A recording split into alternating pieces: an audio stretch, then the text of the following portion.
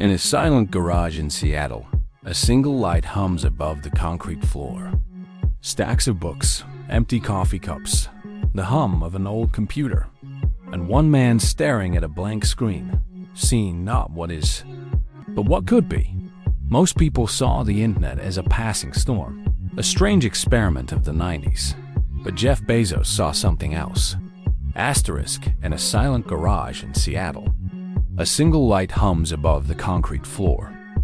Stacks of books, empty coffee cups, the hum of an old computer, and one man staring at a blank screen, seeing not what is, but what could be.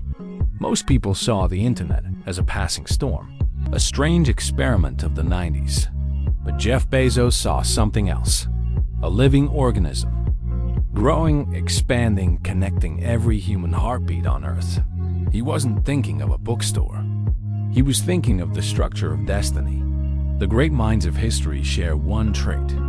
They see in circles, not in lines. While the world rushes to reach the next milestone, they step outside of time itself.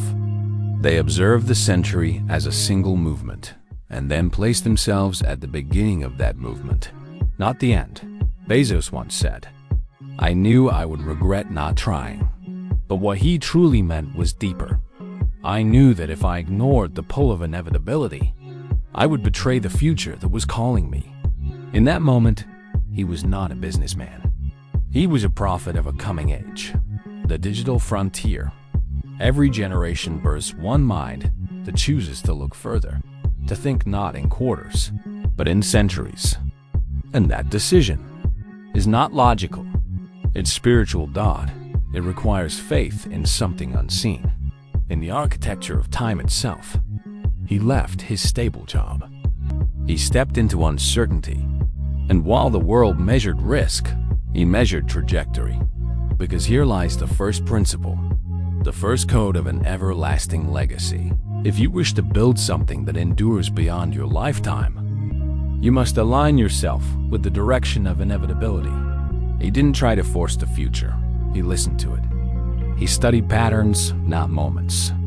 He observed how human desire always bends toward convenience, speed, connection. And he realized the internet was not a trend. It was a gravitational field. Most people asked, "What can I gain from this?" Bezos asked, "What does the universe want to become through this?" That question changed everything. The garage was no longer a workspace. It was a seed. And every empire begins with a seed that contains within it an image of the forest it will one day become. He knew it would take years, maybe decades. He knew it would demand sacrifice, patience, and an indifference to temporary applause. But that's what thinking 100 years ahead demands. The ability to build invisible foundations while others chase visible rewards. When he spoke of day one, it wasn't just a business philosophy. It was a spiritual law. Stay in the mindset of the beginner. Stay in the place of curiosity, adaptability, hunger. Because the moment you start thinking it's day two, you've already begun to decay. Day one is not a day. It's a state of being. It's where evolution lives. And that's why Bezos, even after decades of success, still saw himself at the beginning. He knew that vision, real vision, doesn't age. It expands. The garage fades into the outline of a city skyline. The humming of servers, the endless flow of packages, the invisible threads of data connecting billions of lives. All born from that single night of clarity, when one man dared to see 100 years into the distance. But why does thinking long-term feel almost impossible for most? Because the human mind craves certainty. We want the fruits before the roots. We seek applause before mastery. We fear the slow burn of unseen growth. Bezos learned to reverse that impulse. He trained his mind to love the unseen, to take pleasure in patience, to find beauty in what others call delay. He saw that all enduring legacies, from empires to philosophies, are built by those who think beyond their own lifespan. When you stop living for immediate validation, you begin to access the realm of creators. Those who design not for today, but for tomorrow's children. That's what he was doing in that garage. Not building a company, but designing a timeline.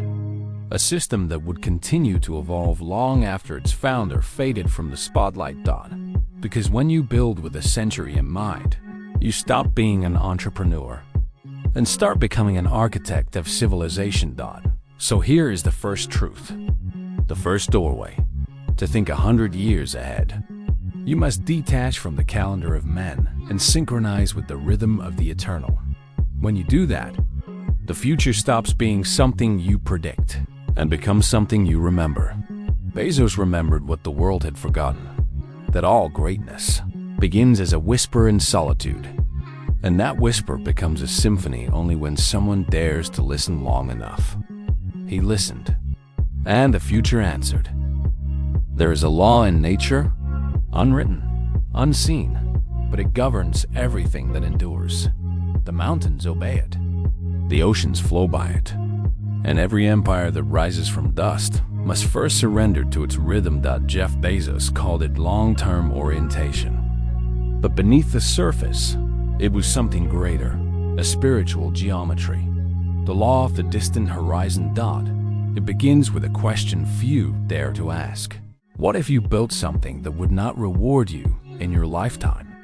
In a world enslaved by quarterly results and instant applause, this question sounds like madness.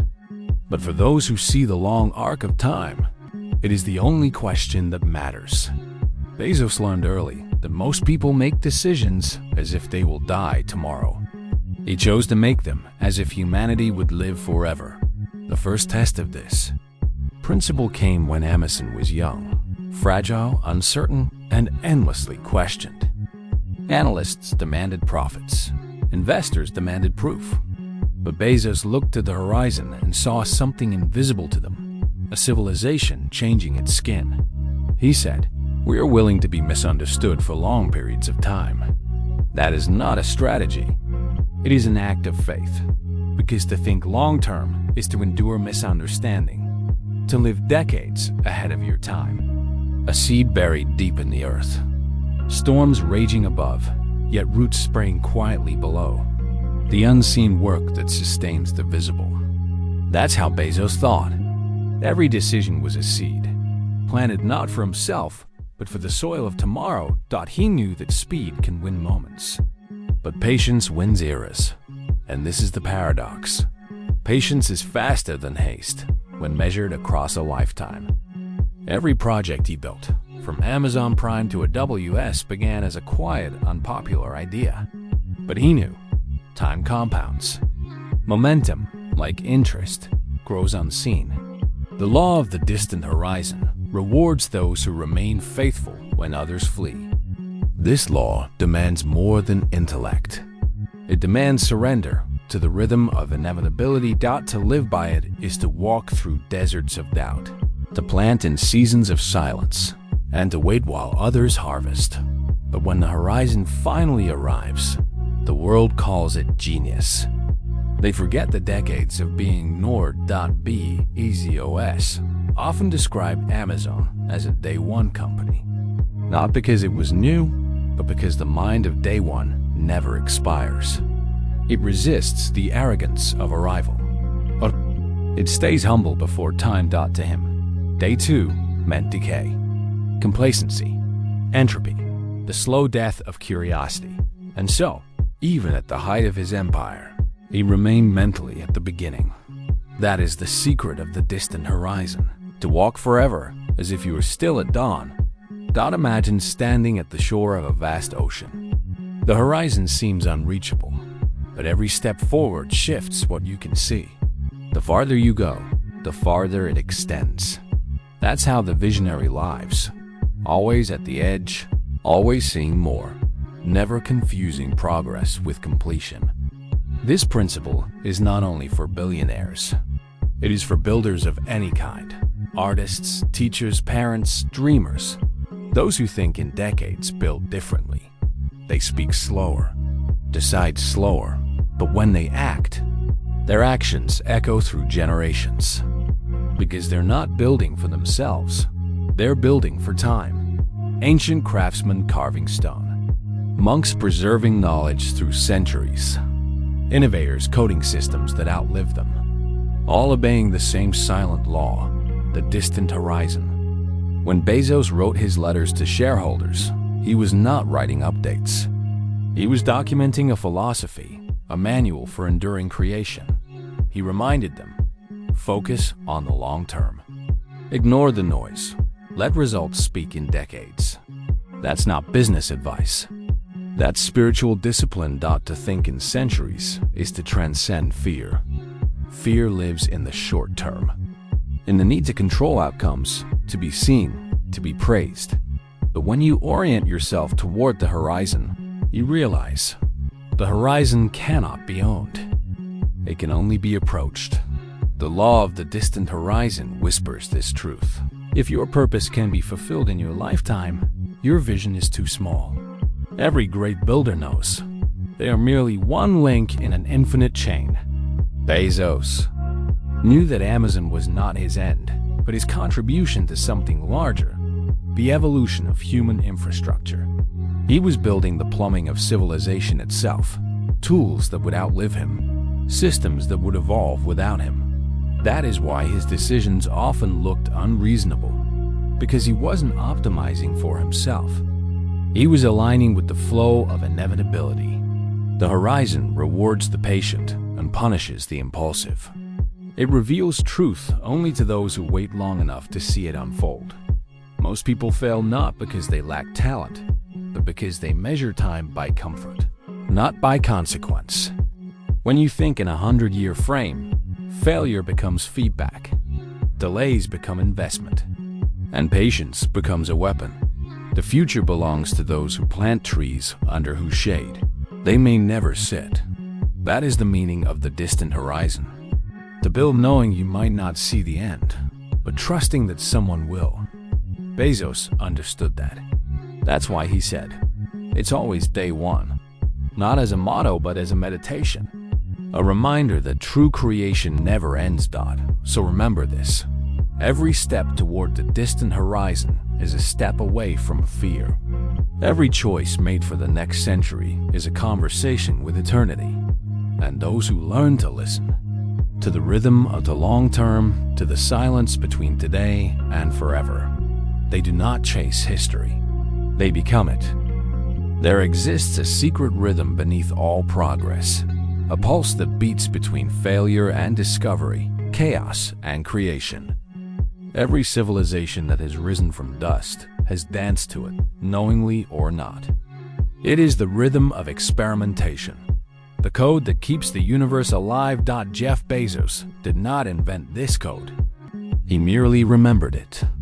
He built a company around it, yes, but deeper than that, he built a philosophy, one that mirrored the very structure of evolution itself.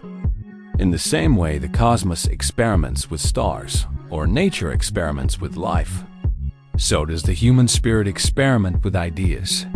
Every great creator, from the alchemists of old to the engineers of tomorrow, is engaged in the same act, the sacred experiment. For Bezos, the lesson was simple, yet infinite in its consequence. Growth demands failure. Not the kind of failure that destroys, but the kind that reveals. He believed that innovation was a function of the number of experiments per year, per month, per week. That success is not a line, but a labyrinth. And the only way through is to keep moving, to keep testing, to keep burning away illusion until truth stands naked. Most people fear the fire of failure. They avoid it, they hide from it, they build small dreams that guarantee safety instead of greatness. But Bezos saw failure as the forge. Each mistake a hammer strike shaping the metal of mastery. Each collapse a whisper from reality saying, try again. But this time, with clarity. The code of experimentation is older than business. It is the logic of creation itself. The universe does not plan its way forward. It evolves through trial. Every supernova, every life form, every thought ever born is an experiment unfolding through time. And those who align with that rhythm, who dare to live as living laboratories become the instruments of destiny. Bezos' courage was not in being right. It was in being willing to be wrong, repeatedly, publicly, endlessly. To bet on ideas that would fail 90% of the time, knowing that the 10% that survived would reshape the world. He once said that if you only experiment when you know the outcome, you are not really innovating. You are merely confirming the past. That single insight separates the imitator from the creator, the manager from the visionary, the human who survives from the one who evolves. Look back through the ages. Leonardo painting and dismantling. Tesla burning through failures like lightning through air. Da Vinci sketching wings that never flew. Einstein writing equations that didn't fit. All servants of the same code. Their experiments were not mistakes. They were messages to the future. Proof that creation is born not from certainty, but from sacred chaos. In this light, failure becomes not an obstacle, but an initiation. Every collapse a doorway. Every setback a test of faith. Faith not in success, but in the creative process itself. To live by this code is to trade the comfort of knowing for the adventure of becoming. It demands humility before reality, because reality is the ultimate feedback system. It rewards curiosity and punishes pride. It humbles those who cling to their opinions and elevates those who listen to what experience reveals. In Amazon's story, this code was woven into its DNA, from the early days of failed products to the experiments that reshaped industries. Bezos refused to measure progress by perfection. He measured it by courage, by how often his teams were willing to try again. The world saw risk. He saw discovery. The world saw waste. He saw wisdom accumulating quietly in the background.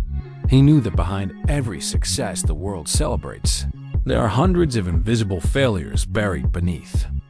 And that's the secret most never learn. What we call innovation is simply persistence, disguised as genius. The code of eternal experimentation whispers this truth. You cannot create the new without destroying a piece of the old. To evolve, something must be allowed to die. The habit, the idea, the identity, the comfort. And from its ashes rises something unpredictable, something alive. In this way, Bezos was less a businessman and more a cosmic apprentice. He watched how nature itself works, how forests renew after fire, how species adapt, how stars collapse to birth galaxies. He mirrored that law. He built his empire not on stability, but on the capacity to change. Because in truth, stability is an illusion. Everything living is experimenting. Everything growing is failing forward. And everything eternal is endlessly new. When we stop experimenting, we start dying. Slowly, quietly, inwardly. We become trapped in the gravity of comfort, blind to the infinite possibilities waiting beyond the known. That's why the code demands movement. It demands curiosity stronger than fear.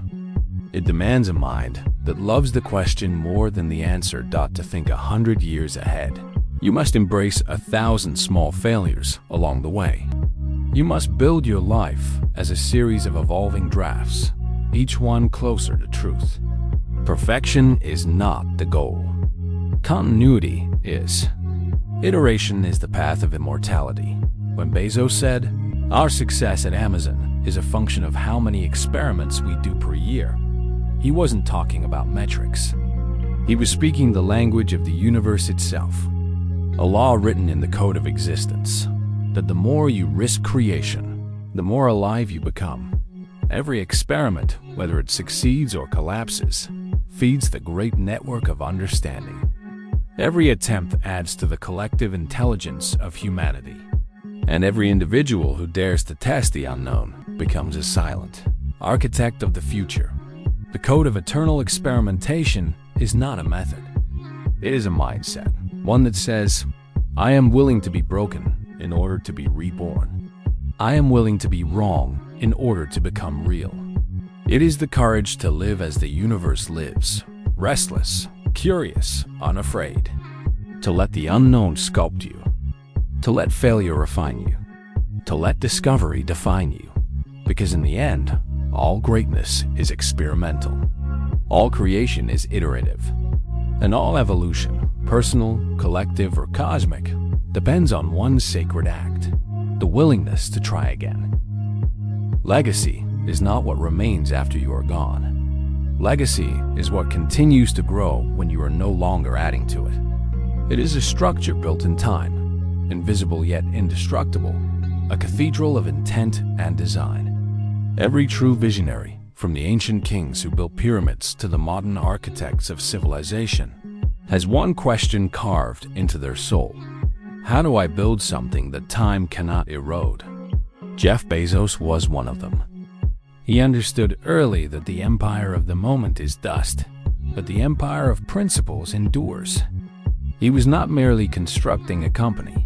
He was constructing an architecture of continuity, a framework of values, decisions, and systems that could operate without him, that could outlive his personal presence. In the beginning, that architecture looked fragile, lines of code, warehouses, late nights, and uncertain futures. But beneath it was a deeper structure, hidden from sight, a design based on time itself. He asked not, what will succeed now, but what will still matter in 100 years? To ask that question is to step into the mind of eternity. It demands detachment from ego and obsession with the present. It demands that you build for something larger than applause, larger even than profit. You begin to build for continuity, for the invisible future where your name may be forgotten, but your design still functions. This is the mindset of the true architect. Not the one who stacks stones, but the one who aligns stones with stars. Not the one who chases admiration, but the one who leaves instructions written in silence for generations yet unborn.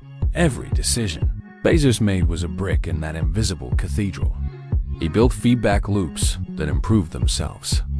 He created teams that could operate autonomously, culture that rewarded curiosity, mechanisms that multiplied intelligence. He was not managing, he was encoding. He was programming immortality into process, because the greatest form of leadership is to design a system that no longer needs you. A true legacy is self-sustaining energy. It continues because it was designed with truth, not dependency. There is a secret geometry to every enduring creation. It balances ambition with humility, control with surrender, vision with adaptability. Bezos built his legacy not on force, but on structure. He knew that the world changes form every decade, and that the only entities that survive are those built to change with it. So he made adaptability the cornerstone of his empire. The architecture of legacy, he knew, must be both solid and fluid, rooted in principle, yet flexible in method. Like a river guided by its banks, flowing endlessly forward but never losing direction. Most people build for recognition. The wise build for rhythm. They design systems that align with the natural flow of progress. That is why Amazon became more than a company. It became an organism, a self-evolving structure. And that is why Bezos could step away without fearing collapse. Because the architecture was alive. But this principle reaches beyond business. It is a universal law. Anything built purely for the self dies with the self. Only what is built for something greater, for service, for truth, for the unfolding of humanity, has the power to endure. When an artist paints for beauty itself, not for fame, his art transcends time. When a teacher passes on wisdom that transforms the student, her voice echoes through generations. When a thinker designs systems that liberate others to think for themselves, his mind never truly leaves the world. That is the architecture of legacy, the unseen infrastructure of eternity. The ancients understood this. They built temples aligned with solstices, cathedrals that took centuries to complete, libraries designed to outlast kings. They built with reverence for time, not defiance of it. They saw time not as an enemy, but as a co-creator. Bezos' long-term thinking carried that same reverence. His focus on the next century was not arrogance, it was alignment. He was aligning his creation with the arc of human evolution, with the inevitable expansion of technology, commerce, and connectivity. His success was not coincidence. It was geometry, a perfect balance between purpose and patience. Every builder must ask themselves, what materials am I using to build my legacy? If you build with trends, it will fade. If you build with personality, it will crumble. But if you build with principles, with truth, with clarity, with time-tested structure, then the world may forget your name, but it will live by your design. Because legacy is not a monument. It is a movement that it lives wherever your influence becomes invisible yet essential. It flows quietly through people, ideas, and systems that still carry your original intent, even when you are gone. Bezos often spoke of regret minimization, the idea that life should be built so that at its end, nothing meaningful was left undone. But the true essence of that philosophy is not about avoiding regret. It is about ensuring that what you build continues to create, meaning long after your hands have let go. The architecture of legacy is a spiritual act disguised as a practical one. It requires patience like stone, humility before time, and faith in unseen continuity. You build knowing that you might never witness the full cathedral, but believing that someone will. That belief is what makes a mind immortal. The willingness to start construction on a foundation that may take centuries to complete. The courage to add your small layer to the eternal structure.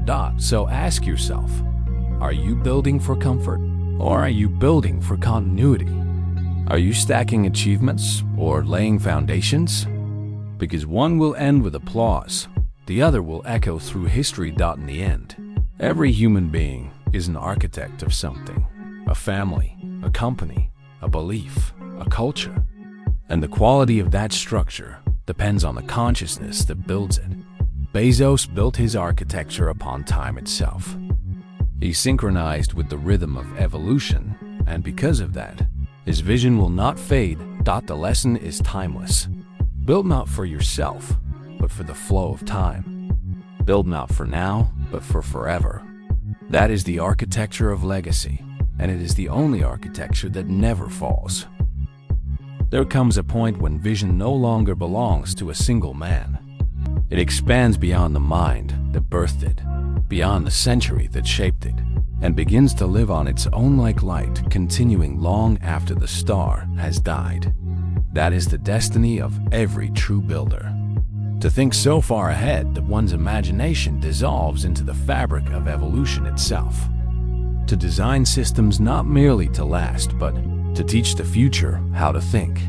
Bezos' journey was never only about commerce or innovation. It was the demonstration of a higher pattern, the awakening of a new archetype of mind, the transcendent strategist.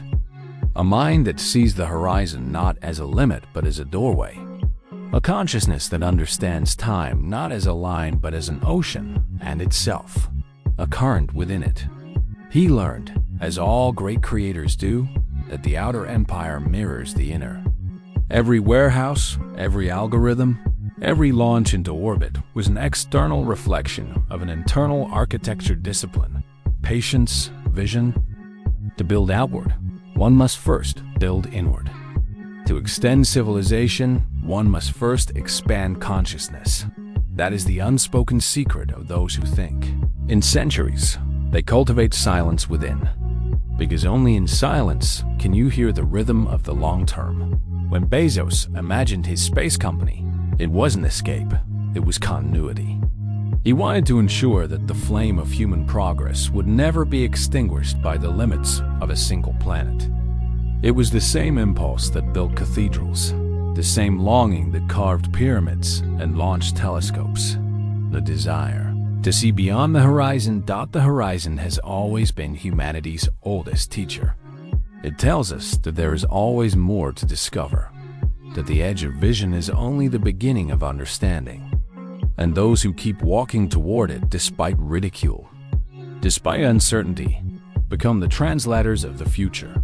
BEZOS' principles, vision, patience, experimentation, structure, were never business doctrines. They were steps in an initiation. Each principle lifted the mind from survival to stewardship, from greed to geometry, from possession to participation in the ongoing creation of reality. To think 100 years ahead is not ambition. It is humility before the scale of existence. It is the recognition that you are a temporary custodian of an infinite process. That is why the greatest minds never speak of ownership. They speak of alignment. They align with natural law, with inevitability, with time. They stop trying to conquer the world and begin to co-create with it. Humanity's next leap, BEZOS understood, would not be technological, but mental. The expansion of consciousness must match the expansion of capacity. Without that balance, civilization collapses under its own weight. That is why long-term thinking matters. It disciplines power with perspective. It binds innovation to meaning. It reminds the builder that creation without conscience is decay disguised as progress. Legacy, then, is not about being remembered. It is about remembering what you serve. When a person begins to think in centuries, they cease to live as an individual and start to live as an expression of evolution itself. Their actions become algorithms of wisdom repeated, refined, recombined by generations ahead. Somewhere in the quiet of reflection, BEZOS once said that cleverness is a gift, but kindness is a choice. Perhaps that is the final proof of transcendence, that the same mind that can imagine interplanetary commerce still kneels before the simplicity of human virtue. Because in the end, all architecture, technological or spiritual, is built for people. For the continuity of life, for the dignity of growth. Every era produces a few minds who hold the thread of continuity. They remind us that progress is not speed. It is direction. That innovation is not disruption. It is evolution. And that the horizon is not an endpoint. It is an invitation. Look far enough, and every innovation begins to feel like remembrance, as though humanity is recalling what it was always meant to become. Perhaps that is why the future feels both alien and familiar, because we have already imagined it in our deepest selves. The mind beyond the horizon is not exclusive to the gifted few. It is dormant in everyone. The capacity to see further, to act slower, to build deeper. Each of us is both architect and experiment. Each of us inherits the same timeless law. What we build inside, we build outside. What we strengthen in thought, we materialize in form. To live by that law is to become a living continuum. You stop chasing moments and start designing eternities. You stop asking, what can I get? And start asking, what can I contribute that will still matter when my name is dust? That question is the blueprint of all immortality, because the answer to it requires the death of the small self and the birth of the timeless one. It transforms work into worship, and creation into communion. The mind that looks beyond the horizon is no longer satisfied with achievement. It seeks alignment with truth, with time, with the grand unfolding. It begins to see that the purpose of progress is not to dominate the world, but to expand awareness within it. And so, the story ends where it began, with a single mind in a quiet room, staring not at what is, but at what could be. The same light, the same silence, the same decision, to trust the pull of the inevitable and to move toward it with reverence. Every civilization, every age, every human life depends on such moments. Moments when someone dares to think further than comfort allows, to dream longer than the calendar permits, and when they do, they become part of the architecture of forever. The lesson is simple, yet eternal. Build with time. Fail with faith. Dream beyond the horizon. Because those who do not merely witness the future, they become it.